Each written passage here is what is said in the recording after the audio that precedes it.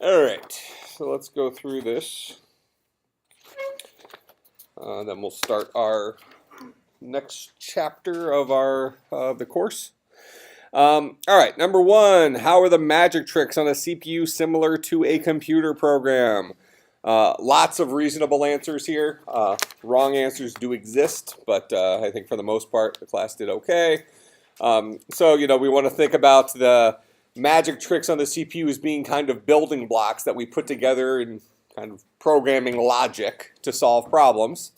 So it's not necessarily dissimilar to how a computer program is set up, other than the fact that it's done directly with the hardware rather than through an intermediary. So all sorts of things you could say there. Number two, this one was pretty often missed actually. Why don't general purpose CPUs typically support firmware? Well, so for starters, what is firmware?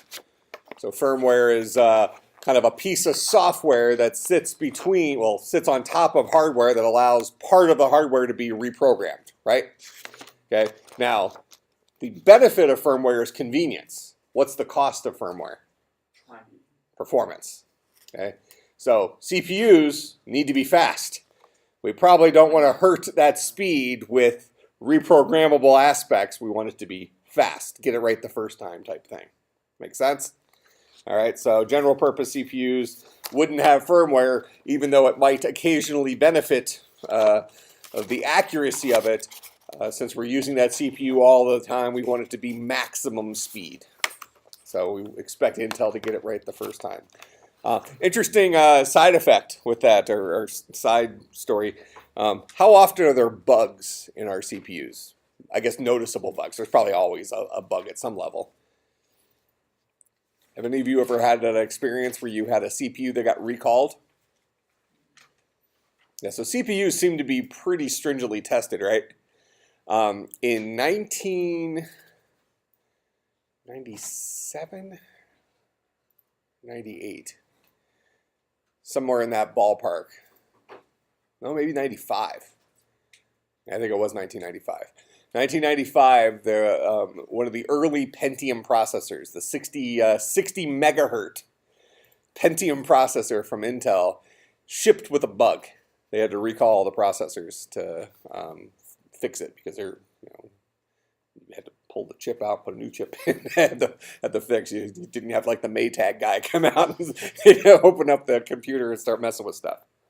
Was that like when every 1 in a billion calculations would come wrong or something like that? I don't remember the exact circumstances around it, but yeah, it was something with the math coprocessor, because that was actually right around the time. We're going to be talking about more of this the second half of the semester, but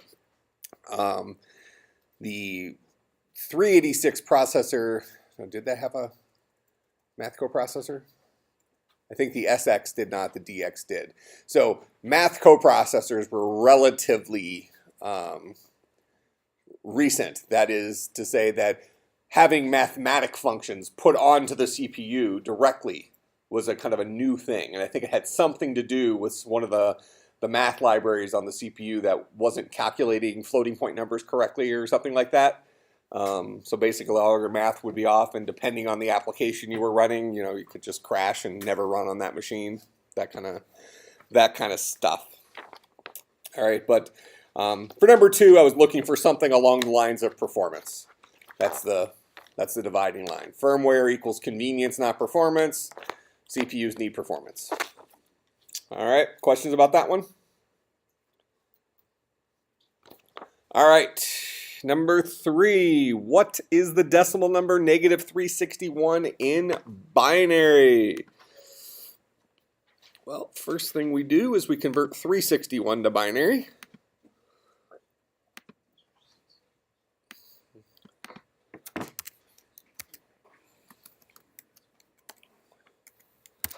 All right, so 361 divided by 2 is 180.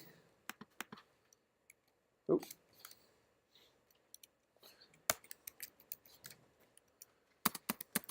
Remainder 1. 180 divided by 2 is 90. Remainder 0. 90 divided by 2 is 45. Let me left justify this, otherwise I'm going to go crazy.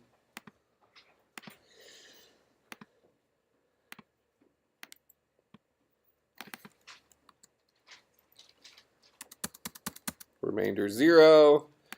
45 divided by 2 is 22. Remainder 1. 22 divided by 2 is 11. Remainder 0. 11 divided by 2 is 5. Remainder 1. 5 divided by 2 is 2. Remainder 1. 2 divided by 2 is 1. Remainder 0. And 1 divided by 2 is 0. Remainder 1. We'll read our answer from bottom up. So that is, I'll just write it on the second one because we're going to have to 1 0 1 1 0 1 0 0 1. So that is positive 361 in binary, right? Now we need to represent that as a negative number, we need to take the 2's complement of it. So the first thing we do is we flip all the bits. So that's 0 1 0 0 1 0 1 1 0, and then add 1 to that. So your answer should be, you can leave the first 0 off, but 1 0 0 1 0 1 1 1. That should be negative 361. That look right? Just to check my math, I did get that correct, but just to check my math, I converted it back to decimal, and I ended up getting a different number.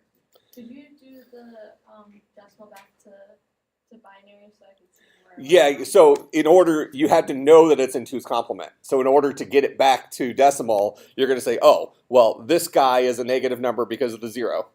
Therefore, I'm going to subtract 1, flip the bits back, then convert it. That's what I went wrong. Okay. Yeah, that makes sense. Yeah.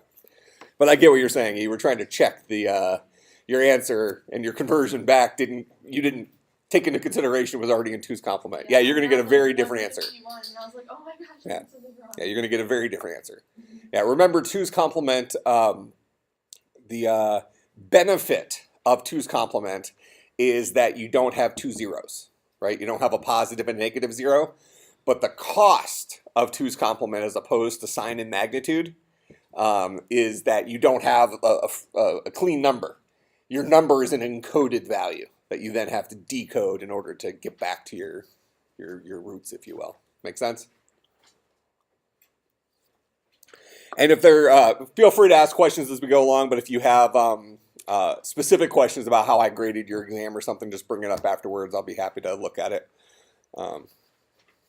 So far, everybody who's come up has gotten points back, but that doesn't mean that I'm just going to give you points back. It means they came up because they thought I screwed them over.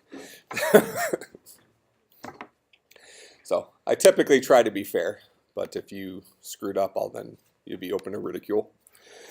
All right, what number are we on now? 4. Convert 1A. I'm just going to read it out loud, and then I have to look at it again. So let's just.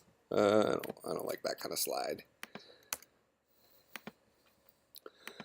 And the class average, I think, was about a 79 on the exam. So about where it maybe needs to be. Probably should have been a little worse than that, but I graded them kind of easy, I think. So take that for what it is. All right. 1A3CF. 1A3CF. Okay. And you're going to want to keep a close eye on what I'm doing here because I've been making some math mistakes today when I try to do stuff in my head. So it's an age thing, so I'm going to rely on you to just keep an eye on what's going on up here. I keep trying to not use the calculator because I think I can do it, and it hasn't been working out so well. I used to just be able to do math in my head like nothing. Now I'm like vegetable lasagna. It's terrible. Well, I mean, I have to put bacon in it. It's not vegetable lasagna. How is that not vegetable lasagna? Oh, I forgot bacon. it's, Bacon's everything. it's the best vegetable. Comes off the pig plant. Maybe pig plant's the only plant that has 4 roots. All right. What am I supposed to convert this guy to? Hex to octal. Okay. So we'll do it the easy way and then we'll do it the scary way. So, easy way is to take this guy to binary first, right? So we can take each of these hexets. Was it hextets? Hextets? Is that what we decided it was? Was that in the grad class that we did that? That was in The grad class? We were trying to decide what the hexadecimal version of a digit was. Because these aren't digits, because it's base 16. I think they're hextets. Hextets. All right, so we're going to take each of our hextets and convert it to binary. We need a 4-bit number to do that. So this is 0001 to give us a 1. Then to give us a 10, it's 8. Would it be considered a nibble? That is a nibble. What I'm creating here. Yeah, I'm going from a hextet to a nibble. Okay, yeah. My feeling is you were trying to trick me into saying other words. No, it was a serious. Yeah, a 4-bit value is considered a nibble. A 3 would be 0, 0, 1, 1. A C is what? That's 12. 1, 1, 0, 0. And then an F is 15, 1, 1, 1, 1. Does that all look right? So this is a 15, this is a 12, this is a 3, this is a 10, and this is a 1. So that's the binary version of that hexadecimal number. Once you have that, then what you can do is you can break it into 3-bit values to get over to the octal. Because octal is the numbers 0 to 7. 1, 1, 1 is 7. 0, 0, 0 is 0. So we can do the flip this way. I'll just put the spaces in here, mostly for my own sanity. And then we'll do this the scary way, where I will probably need some help. Let's see, actually, I need to go the other direction. No, you're right. No? Am I? Oh, no, yeah, you're. Yeah, because I ran You out of... started on the left side. Yeah. I told you, got to keep an eye on me. Zigging when I should be zagging today. So the grad class tonight should be fun. Yeah. Especially since we're going to be talking about our research topics tonight. So it should be... Research topics. Yeah, we got to write a research paper in there. Okay, so now I'm going to convert each of these to their octal equivalent. So 0, 0, 0 is 0. 1, 0 is 3. 0, 1, 0 is 2. 0, 0, 1 is 1. 1, 1, 1 is 7. 0, 0, 1 is 1. And 1, 1, 1 is 7. So this is the octal number 321717. You can take that 0 off the front if you want. It's not hurting anybody. But that should be the right answer. Does that look legit? All right. Out of curiosity, I don't remember. How many people did it this way? How many people did it the hard way? All right, so let's go do the...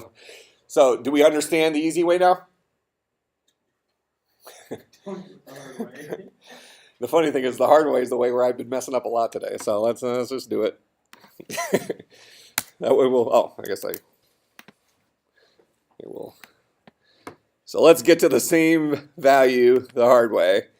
First thing you can do is you can convert this number to decimal. That'll probably be the cleanest way of doing it. Then go from decimal to octal. Is that pretty much the way we tried to do it? The hard way, people? We went decimal and then decimal to octal. All right. So we need to convert this guy. So let me steal this. Down here with it.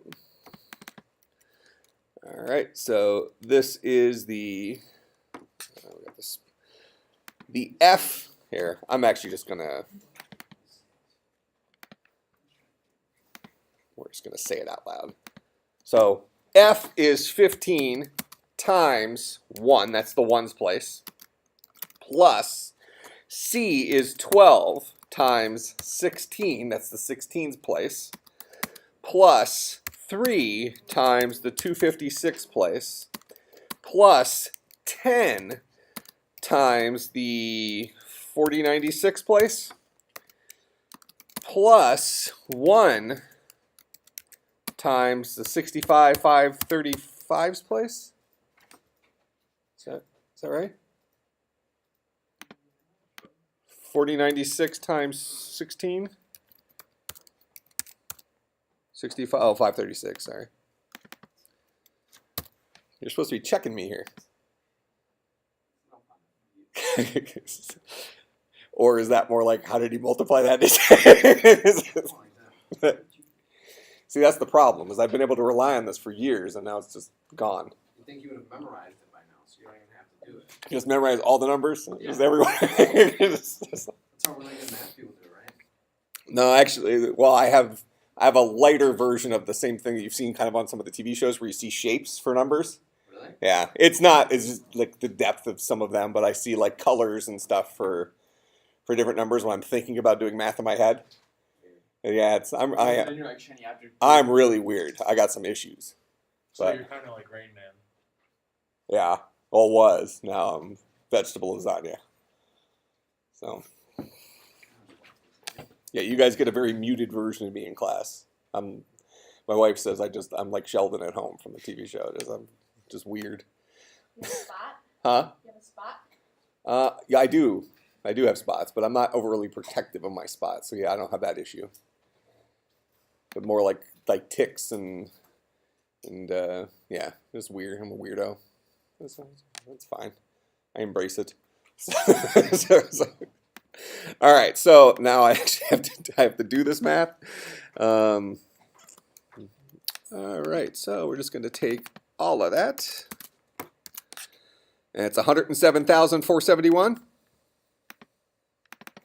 107,471. Does that look right to anybody who did it that way? I got the right decimal number. 107,471. Okay, so now we need to convert that. What am I going to? Octal? 472. Well, you screwed up. Yeah, I guess so.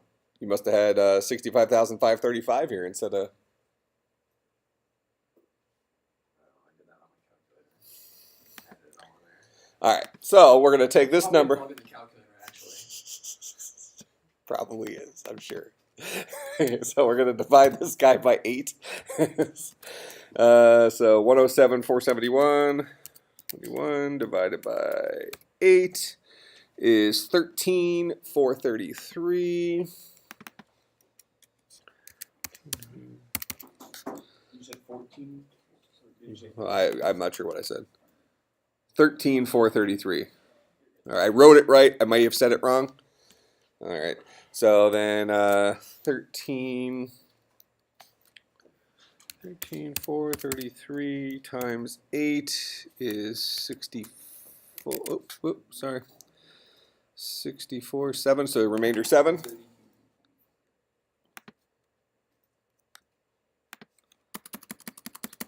All right, there's my remainder 7. Let me left justify this. All right, 13,433. 13,433 divided by 8 is 1679. 1679. Remainder 1.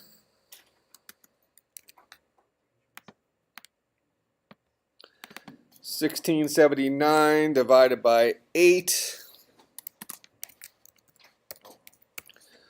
is 209. Remainder 7. 209 divided by 8 is 26. Remainder 1. 26 divided by 8 is 4. No, 3. Remainder 2. 3 divided by 8 is 0. Remainder 3. Then you read your answer from bottom up. So that's 321717. Make sense? All right, but the top way was probably the better way.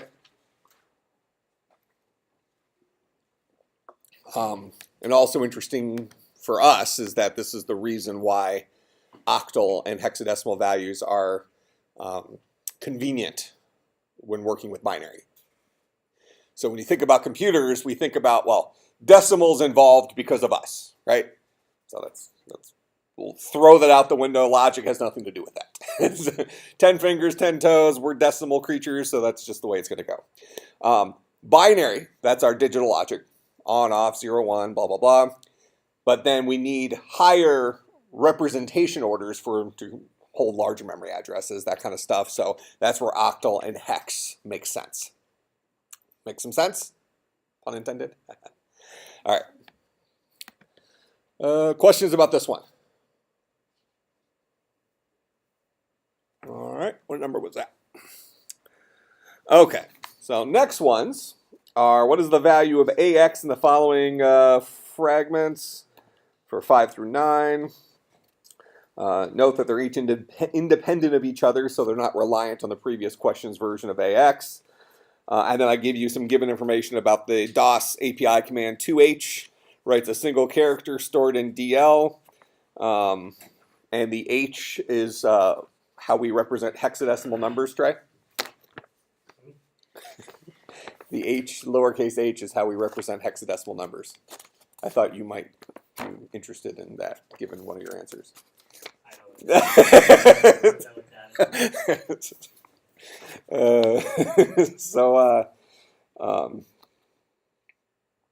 actually got a good chuckle out of that when I was grading it, so yeah, it probably helped, actually. Let's see.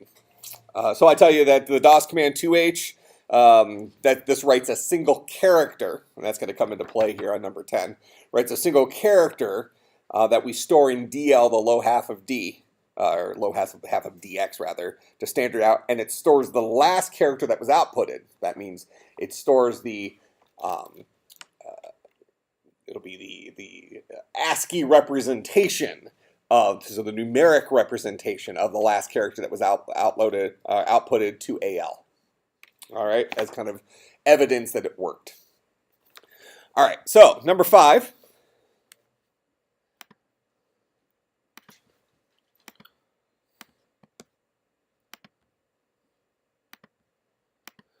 We have move into AX 250, move into BX 100, add AX BX.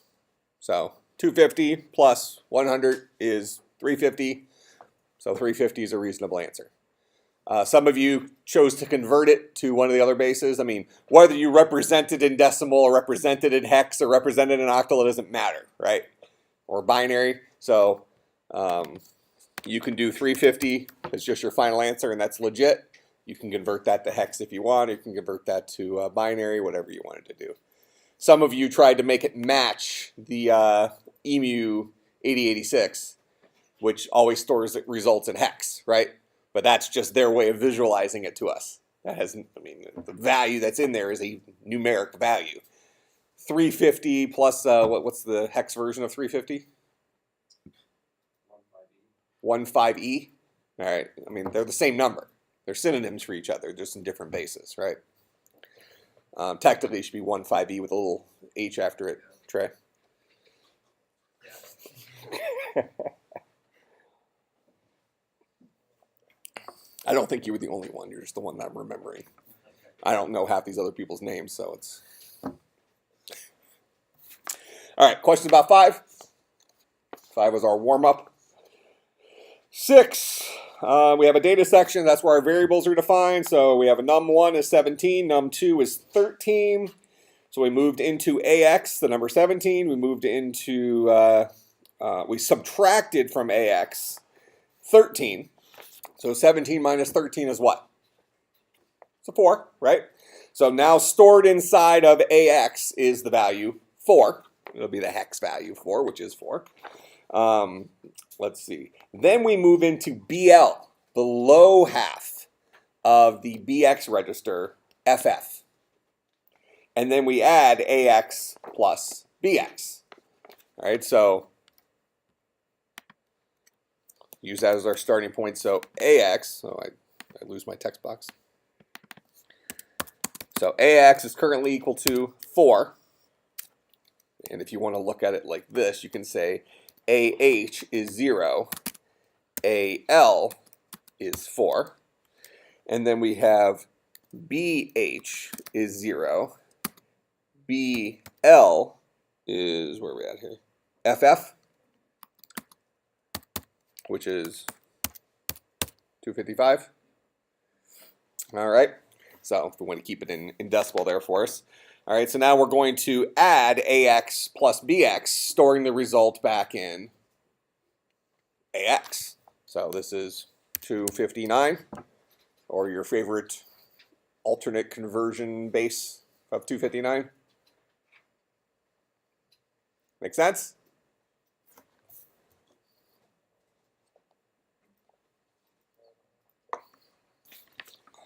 All right. So what was the trick with that one? Is being able to differentiate the high and low and know that setting BX to FF is identical to setting BL to FF, provided that BX hadn't, well, BH previously hadn't had a value in it. Because FF can be stored in 2 hextets, right? 2 hexadecimal digits, which I don't think is a correct statement, because they're never digits, they're hextets. Right, Alex? I guess so. That's what I've been hearing today. It's the word on the street. The word on the street. All right, so 259, or your favorite conversion of that. I don't know. I don't remember what the conversions were, but questions about that one? All right, that was 6. 7, we have a variable called message that has a $sign terminated string in it, elephant, with a $sign at the end. Then we move into AH. So here, I move into AH move into AH2H. So this is given our given information, the DOS command that writes a single char to the screen. A single character to the screen is what we're doing here. Well, what we seem like we're doing here. Then we move into SI. Where am I at here? The offset of message. So we'll call this mem address of, well, let's call it base address of MSG, right? The left justify this because it's bugging me. All right, so that's going to be some address that's going to be an SI. Then we add 3 to that address.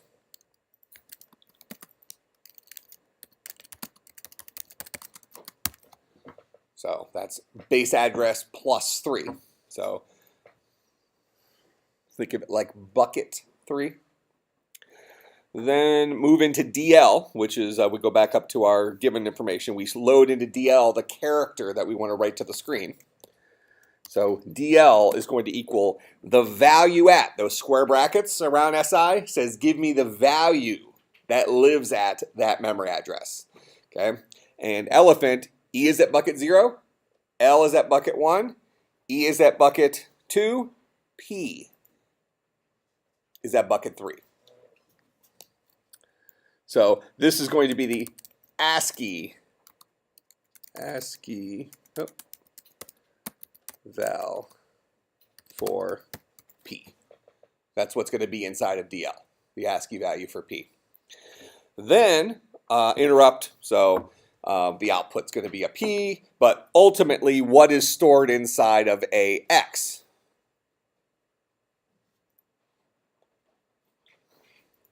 Well, if you look back at the DOS command, the last character is outputted in AL. AH is 2H. AL is ASCII value of P. So AX is going to equal 2 well, it'll be 0, 2 followed by ASCII val of P. That's the full thing of AX, whatever the ASCII value of P is. That make sense?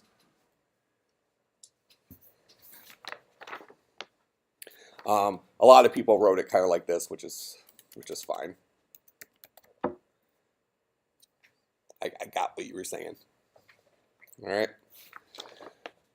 Questions about that one?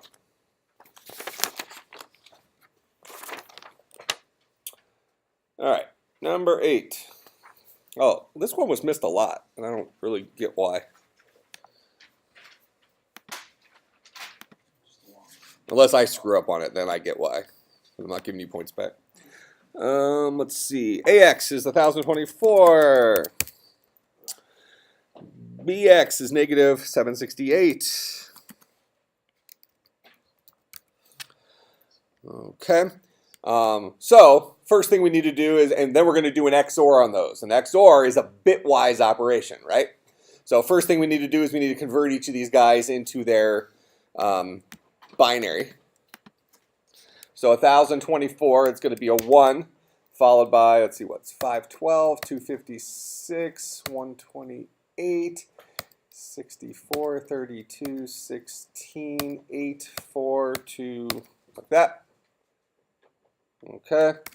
And then negative 768, that's going to be 512 plus 256, 128, 64, 32, 16, 8, 4, 2, 1. Like that. So we can throw 1 extra 0 at the beginning of that if we want. Now we need to take the 2's complement of that guy to get it stored as a negative number. All right, so we're going to flip all the bits there. So here, let me just give myself some space here. So that's going to be 1, 0, 0, 1, 1, 1, 1, 1, 1, 1, 1.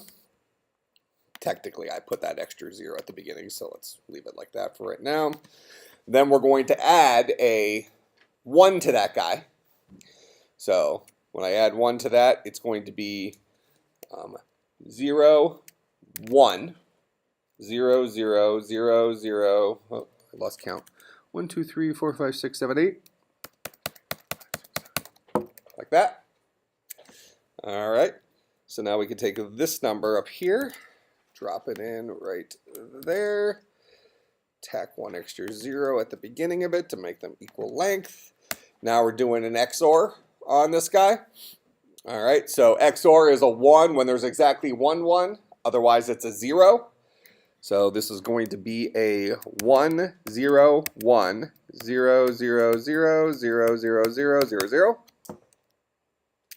So this should be the final answer in AX.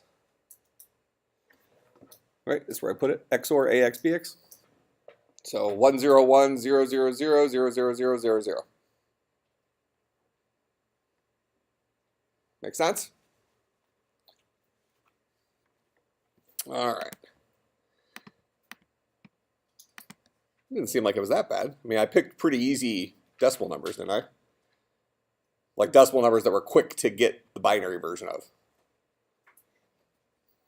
Because this is 512 plus 256, and this is just 1024. So it's just a single 1. All right, that was, what was that? That was 8? All right, number 9. Number 9 tested whether or not you understood that assembly programs go linearly. They just keep going procedurally through there. So even though we, well, here, we'll walk through it.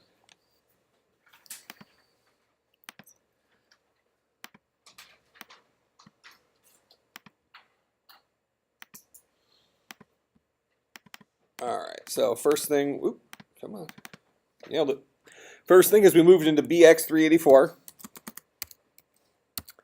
Then we moved into AX6. Then we called F1, which is a procedure here at the bottom. And when we call a procedure, the return address of that of getting back to where we started gets pushed onto the stack. Okay, that's the side effect of the call command. So we come down here to our F1 procedure where we add AX plus BX, storing the result back into AX. So AX is going to have a 390 in it, right? 384 plus 6. It's 390, storing the result back in AX. Then we hit the return command. What does the return command do? It pops from the top of the stack, returning us back where we left off in the original procedure, in main in this case. Then we hit end proc main, then we hit blank space, then we hit proc F1, then we add AX BX. So AX plus BX. Oh, interesting. Just recognize that I graded that wrong for a bunch of people. Well, that's the way the cookie crumbles, I guess. 384 plus 390 is 774. Is that right? Move AX, add AX, BX, yep. What did I say it was? 774? So this guy's going to be 384 plus 390, which is 784? 774. And that should be the correct answer, right? Yep. So a whole bunch of people who got 774 got it marked wrong, and a bunch of people who wrote 396 got it right. So I would probably check your test and get some points back. And obviously, if you put 396, you should come back to get points taken off. All right, that makes sense? Wait, so who got it right? 774 is the correct answer. So if you put 396, count your lucky stars. If you didn't get points taken off, 774 is the correct answer. 390 is the wrong answer. Cool, we got 396. Yeah, 390 is the wrong answer. That's the one that you didn't get. I took points off for 390. Yeah, you did. Yeah, 390 is the wrong answer. That shows that you didn't understand that after it returned, it kept going. So 396 showed that you understood that it returned, but you forgot that AX actually changed. So I counted that as the correct answer if you put 396. But It would have been 390, would have been AX after the call. that's how I wrote it here. Yeah. Oh. I did it correctly here. Yeah, so 390 is the original value of AX after the original call. Then we kept trucking, and we got down to add AX, BX again, which gives us our 774 here. The ones I counted correctly was if you put 396 there, that assumes AX didn't originally change when it did. So I counted 396 as the correct answer, and I think I counted 774 incorrectly for people. So if you put 396, you got lucky. If you put 774, you lost points when you shouldn't have. Make sense? All right. But at least I don't feel horrible because the 396 people at least showed that they understood that it kept going procedurally. Yeah, you probably shouldn't play video games while you're grading, maybe, and watch House of Cards at the same time. You don't see it yet? I'm like halfway through season 4. I'm almost caught up because season 5 starts in February or something. Oh, I'm excited now. Totally forgot. So yeah, so far it's I like it. What was that? That was 9. Okay. Episodes that aren't released yet. All right, 10. Write the assembly code necessary to display the character ? To this screen. Okay, so you could have done it as easily as code. You could have done the proc thing if you wanted to, but if you didn't need to. So some people did proc main, and then they did end proc main, and move AH comma 2H, move DL comma ? And then int 21H. So that will display the single character ? To the screen. So that's one version of it, probably the easiest version that you probably should have written. Another version that people did they created a data section, and they had like message. Probably the common one was this. It didn't really matter if you used the $sign or not. Actually, I'll show a couple of versions of this. So some people use the $sign thing here. Then they moved into AH, 9H. Then they moved into, was it still DL? No, it's SI. No, No, it should be DL. DL, the offset of message. And then hit 21H. This will print out the string question mark, but technically all that's on the screen is a question mark. What some other people did based off of this is they would move that there. They would move into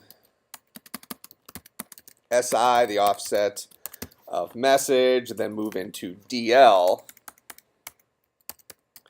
the value at SI, which is actually the value at base address of message, which is just the question mark.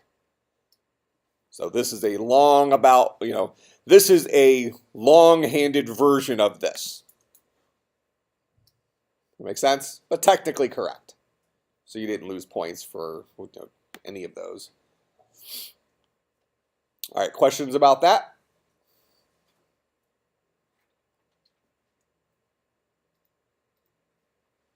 All right, so that's the whole exam. All right.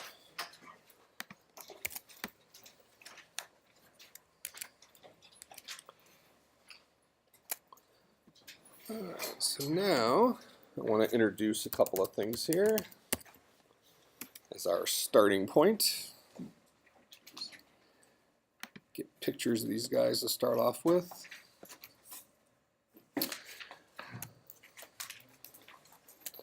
All right, so we want to start talking about, so we're not completely abandoning the assembly language. We're going to kind of come back to it. We're going to implement some gates with that as well, just so we can keep kind of practicing at the hardware level. But we want to start off by introducing the primitives for hardware construction.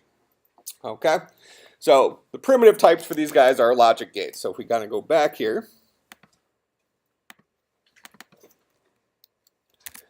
How is hardware made?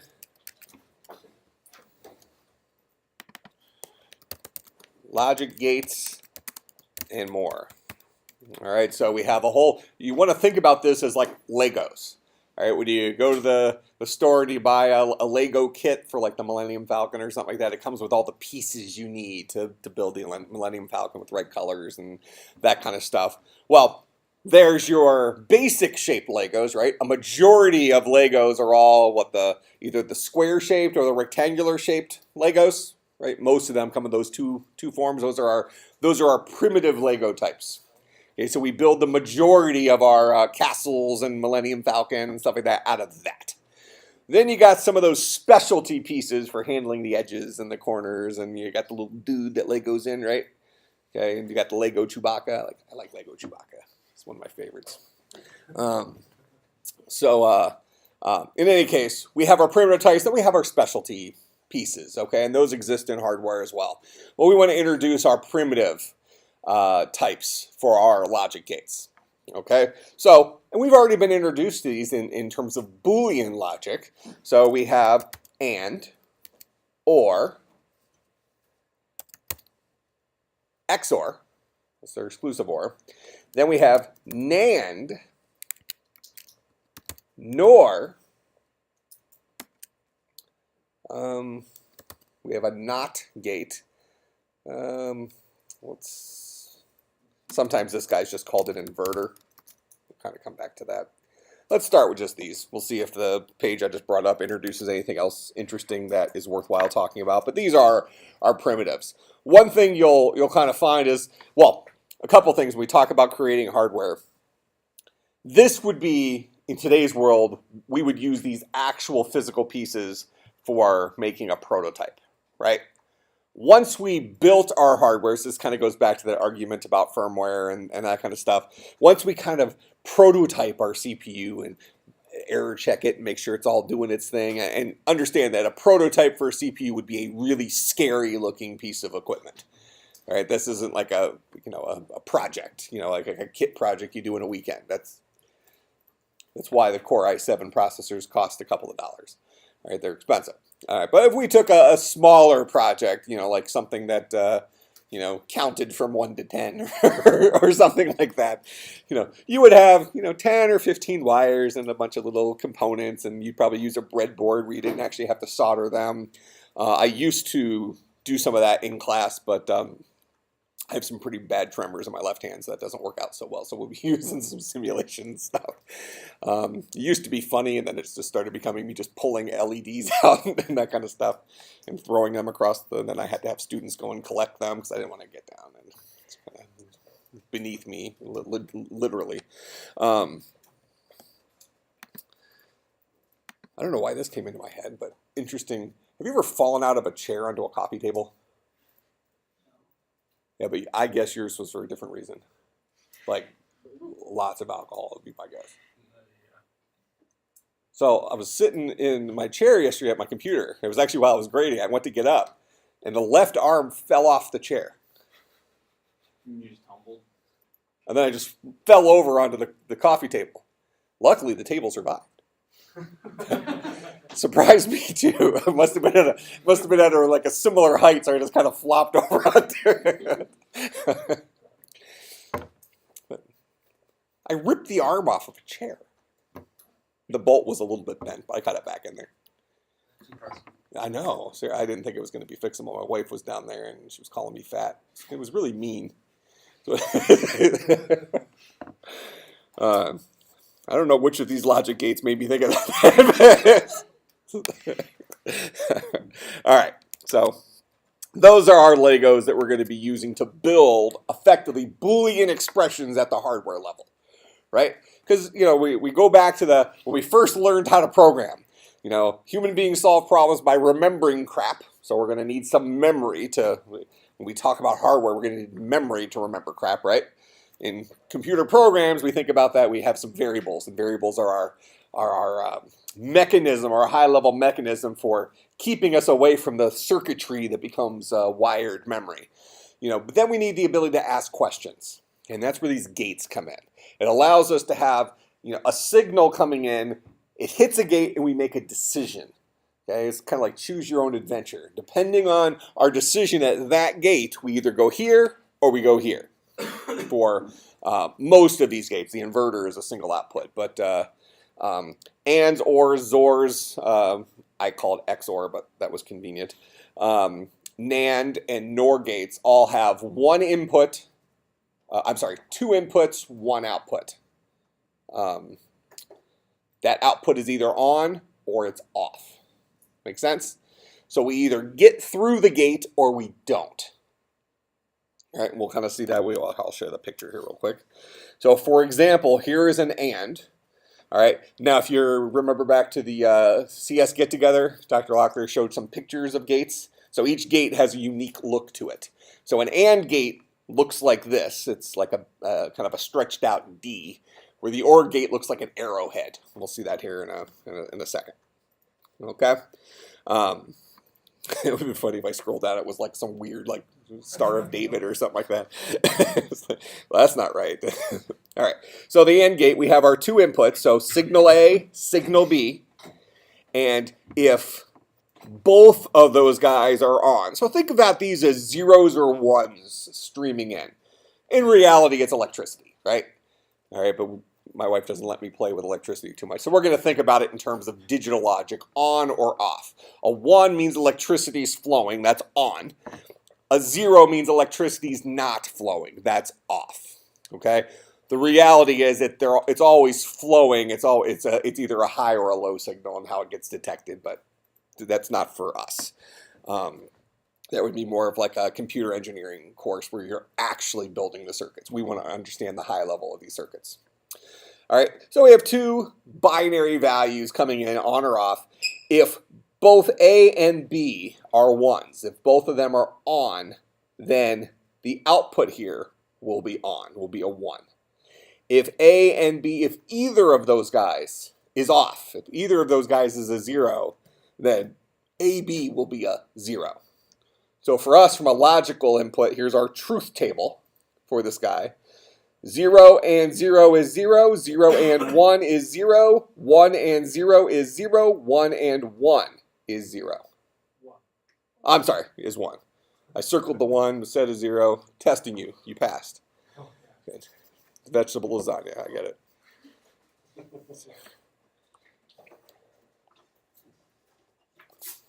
I'm out of coffee. It started balling. What's up? So those are small cups. I know.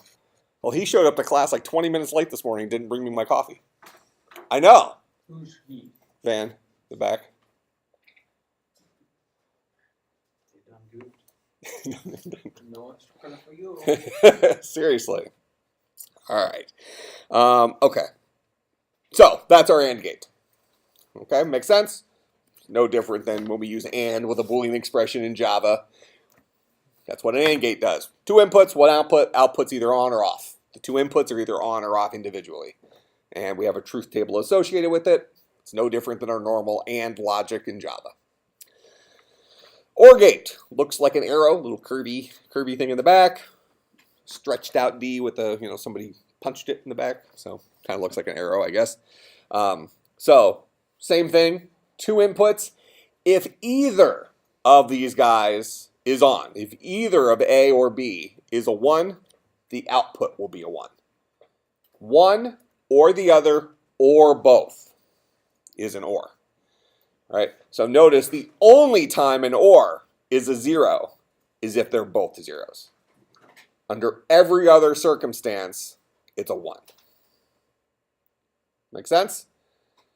So we're introducing these guys like Legos. Here's the AND Lego. This is how it works. Here's the OR Lego. This is how it works. Okay? And this is what they look like. So we should be able to identify ANDs and ORs by the way they look in a diagram. Right? In reality, if you were to get a hardware-based AND gate or an OR gate, it's going to just look like a little chip thing. Right? They're not going to be shaped different. You're going to have to look at it to see which kind of guy that is. Realistically, most hardware manufacturers buy either NAND gates or NOR gates, or XOR gates. NAND, N-A-N-D. Because from their perspective, they're building prototypes that way anyways, right? At the end of the day, when you buy a new piece of hardware, are we pretty sure that our phones don't just have a whole bunch of AND gates and OR gates, like physical things with wires sticking out? If we crack this guy open, we're going to see circuit boards, right? I actually had a Note 7 though. Really? There might have been one wire, like going from like a speaker or something like that. Okay, but generally we find printed circuit boards inside of these guys, right? Okay, that's large scale integration. We prototype it from a logic perspective, and then we translate that into a diagram for, think of the diagram like our hardware program for this guy.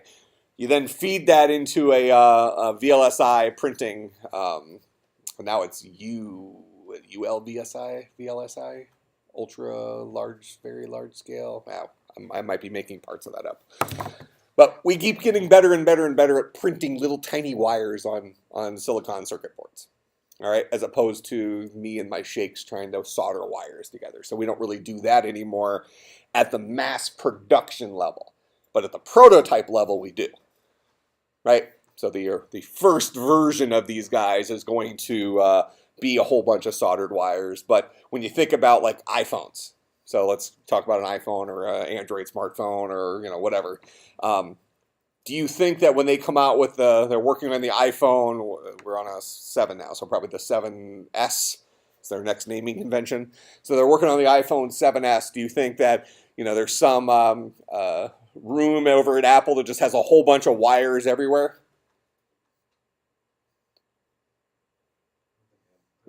I mean, they have a prototype. They have a prototype that's far less integrated than our final product will be.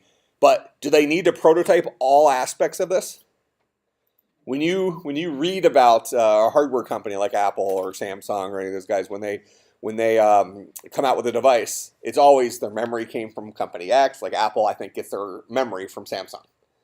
Apple gets their screens. I don't know who made the new screen's a different screen, so whenever Apple claims that they made something, chances are they bought a company that made that, and now it's technically they made it.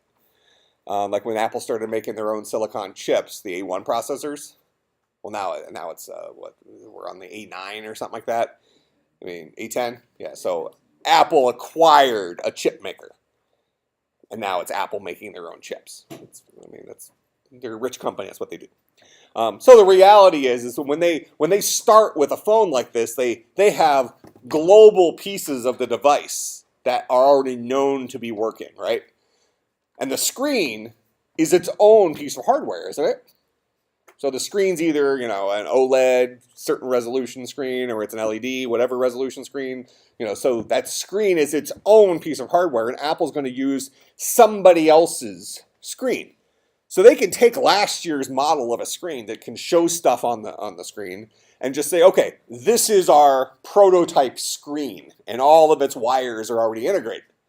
So we're just going to hook that up to our prototype. So they don't have to prototype every single nook and cranny of their new device. There are large aspects of existing devices that are already implemented, right? They're going to prototype the new aspects of it. That's the part, when we think about growing our hardware. Then towards the end, if there's a new type of screen or something like that, they might start interchanging that third-party company's screen into the prototype and see how does this impact our performance. When you think about that, why wouldn't Apple just always use the best screen that's in existence? They get more money out of you if they wait a year and then release it. Well, they're going to do that. They're going to do that anyways, right? I know. Every year they can say there's a better screen, even if they chose the worst screen at the time of them making it. So why might Apple not use the best quality screen? Similarly, we can say Samsung if you're an Android person, or HTC, or pick your company you don't hate. Go ahead. Because there's a higher profit margin and you use a worse screen. Okay. They're businesses, so profit margin certainly could be a driving force. I don't think it's the only driving force, though. I mean, that's involved at some level. Sure. What else? From a hardware perspective, that's kind of what I want to focus on in here. Why might Apple choose, if we have two screens, one's, let's call it from a quality perspective, a 10 out of 10, and the other one's an 8 out of 10? Why might Apple choose the 8 out of 10 and say that was actually the correct choice? Besides profit margin. Yeah, these are big things, yeah. So that, for instance, battery.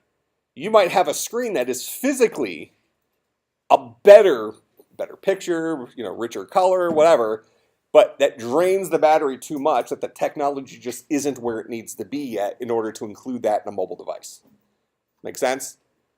Because as users of these devices, the difference visually for us between a screen that's an 8 out of 10 and a screen that's a 10 out of 10 is going to be relatively slight, right? Every now and then that's going to benefit us.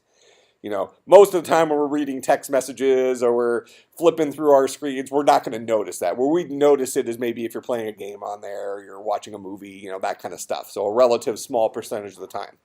What percentage of the time does the battery life impact us? All the time, right? We get upset if our phone can't last the whole day. So generally speaking, you might get to the end of the day, I very rarely charge my phone during the day unless I'm doing development, and then it's charged by accident.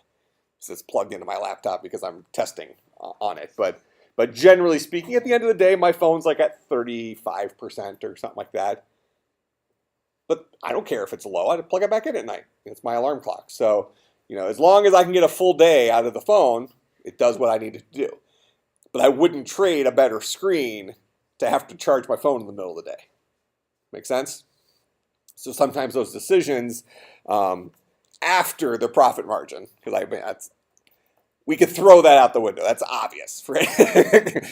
Apple didn't become the richest company by really making sure they give the best value to the customer.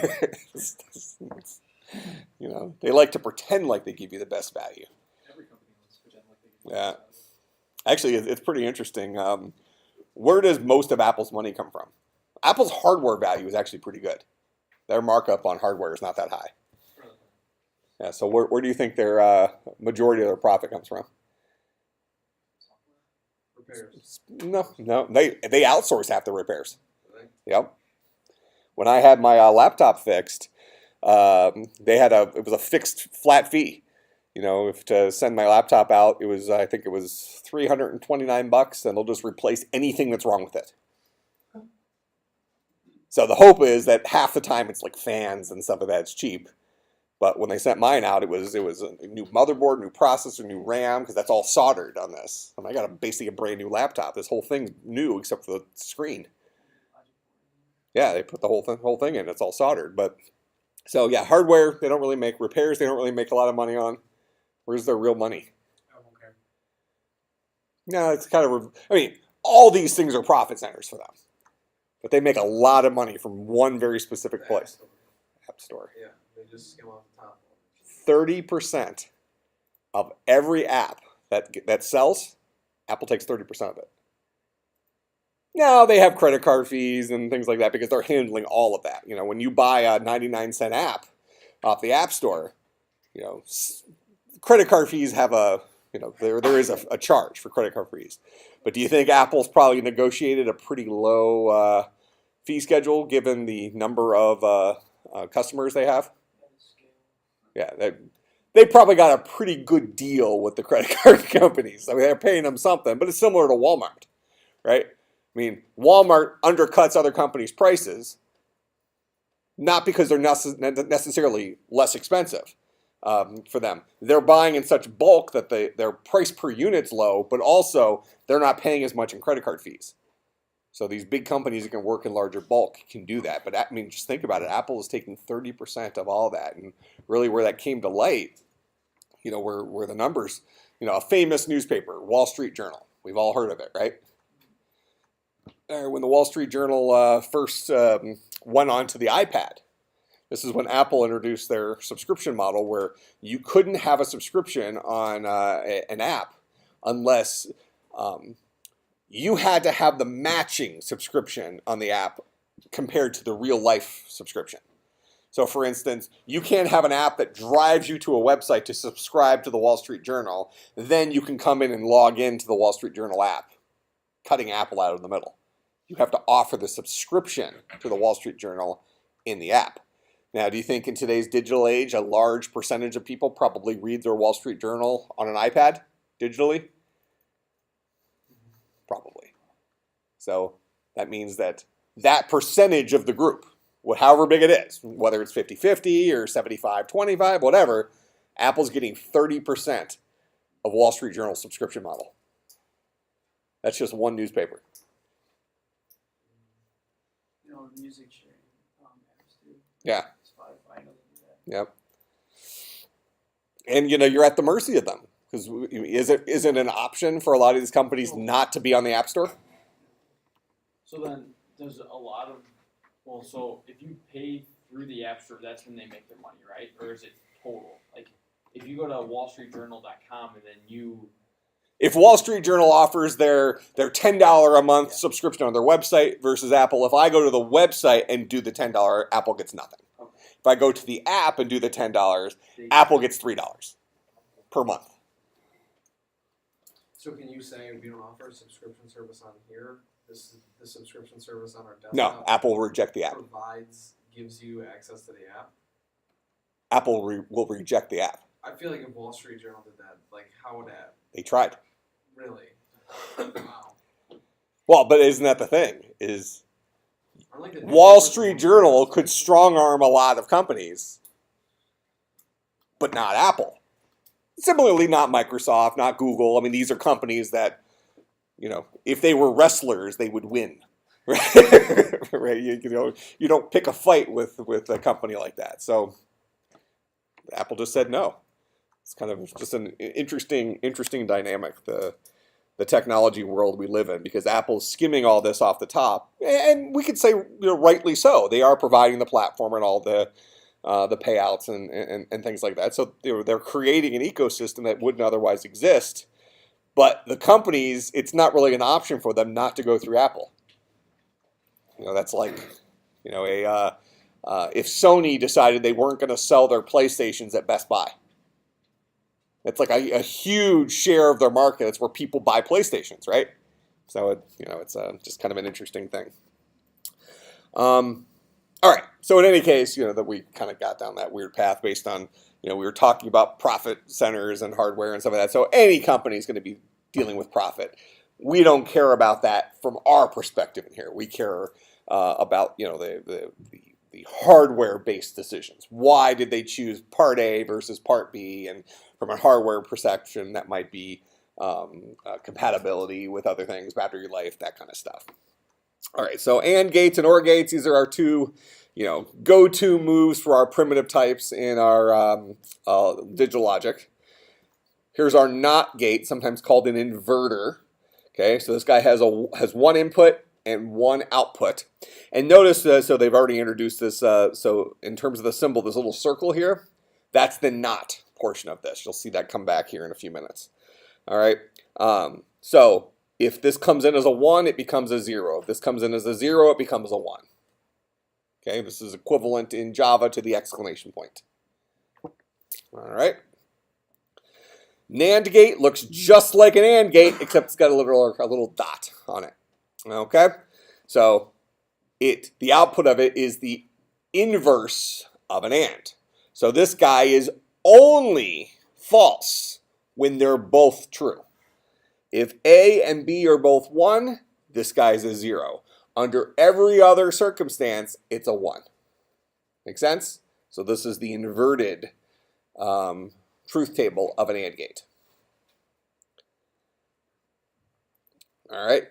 Here's a NOR gate, not OR. Same exact thing. Looks like an OR gate, but has the little dot there. It's only a 1 when they're both false. Otherwise, it's a 0. This is the inverse of our OR truth table. This guy would be called a truth table. That's what we're looking at here.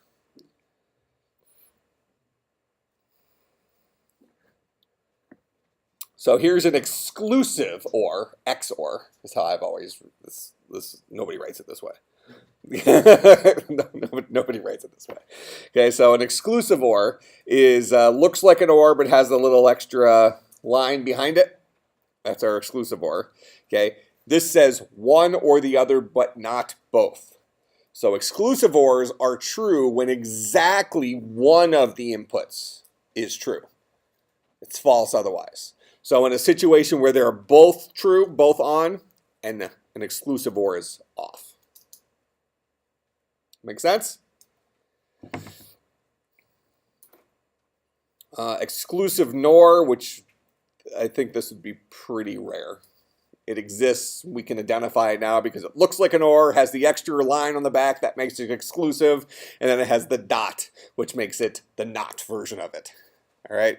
So exclusive NOR, this is not used in practice. All right, so this would be our kind of the table for our truth tables. Guys that are really important to us would be AND, OR, NAND, NOR, and NOT, and XOR. XOR. Okay, this guy's dead to us. I'll never ask about this. All right. That makes sense? All right. So now, in parallel to that, also pun intended, let's see.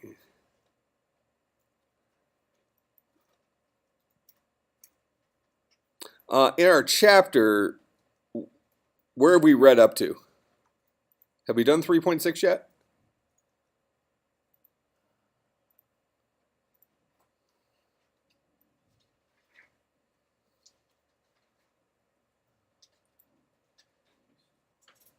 It maybe doesn't matter. We're going to talk about it again anyways. We're going to start with chapter 4. So we want to start thinking about the processor itself. We're going to be talking about hardware in general through these logic gates, but we're going to start talking about the processor in terms of its actual design. All right. So for Thursday, read from chapter 4 through 4.3. So read these first 3 sections and do all the do all the little quizzes and stuff in there. But be prepared for a quiz involving this box right here, minus the exclusive NOR. We don't have to draw that, do we? Well, maybe. More than likely, I'll have you, I don't know. I'll have to think about it. But it'll be something, you'll either have to see it and identify it, or write it. I might ask you to draw an and, an or, an and, an or, and a not. Something like that. So basically I'm asking you to memorize what those different gates look like, just so you have those primitives in your head, just like being able to know what the different Legos look like. All right, questions, comments, concerns, bribes.